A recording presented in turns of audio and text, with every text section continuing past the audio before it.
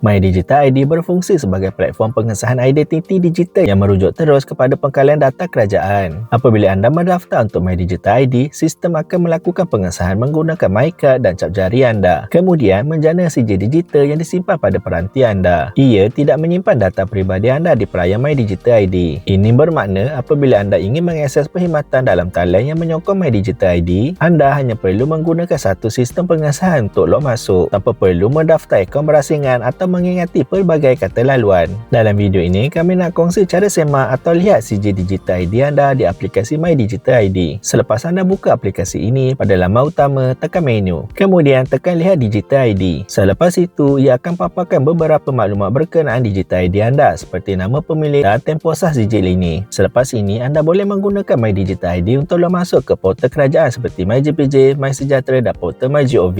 Setakat itu saja video kita pada kali ini dan jangan lupa subscribe atau follow Ali Gadget untuk pelbagai lagi info terkini dan tutorial. Bye!